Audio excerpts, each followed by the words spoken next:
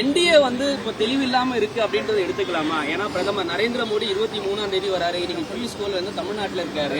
ஆனா உங்களுக்கு அழைப்பு எதுவும் இல்ல அப்படின்றீங்க. அப்போ என்டிஏ கூட்டணி குழப்பத்துல தமிழ்நாட்டுல இருக்கிறாங்க அப்படின்றத எடுத்துக்கலாமா? அது நீங்க பியூஷ் கோயல் இங்க வந்திருக்காரு. என்டிஏல இருக்கிற இன்னைக்கு பாஜக இருக்கிற தலைவர்கள் இருக்காங்க. அவர்களிடம் கேட்க வேண்டிய கேள்வி. இதை தேமுதிக அலுவலகத்தில் என்னிடம் கேட்டால் அதற்கு என்னிடம் பதில் இல்லை. இதற்கு முன்னாடி என்டிஏ அலைன்ஸ்ல நீங்க இருந்தீங்க.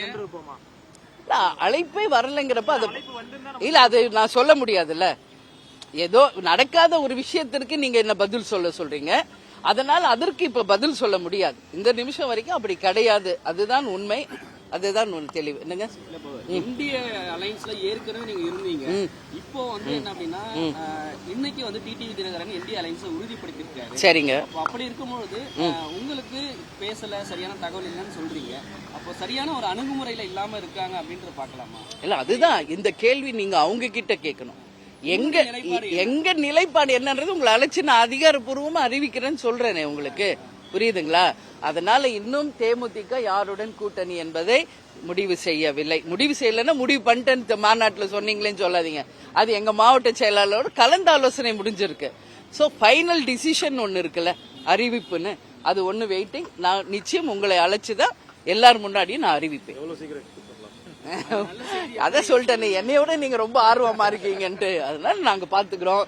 இது எங்க கட்சி, எங்க ஃபியூச்சர், எங்க நம்பி இருக்கிற லட்சக்கணக்கான தொண்டர்களுக்கு ஒரு அந்நியா இல்ல, அம்மாவா மிகப்பெரிய பொறுப்போட மிகப்பெரிய கடமை கேப்டன் என்கிட்ட கொடுத்துட்டு போயிருக்காரு. உங்களுக்கு எல்லாம் தெரியும். ஒரு குடும்பத்தை நிர்வகிக்கிறதே ஒரு பெரிய விஷயம். அப்படி இருக்கிறப்ப இவ்வளவு பெரிய ஒரு கட்சி மிக மிக பொறுப்புடன் மிக மிக அந்த பொறுப்புணர்வோடு நான் இருக்கேன். நிச்சயமாக உரிய நேரத்தில் அறிவிக்கிறேன்.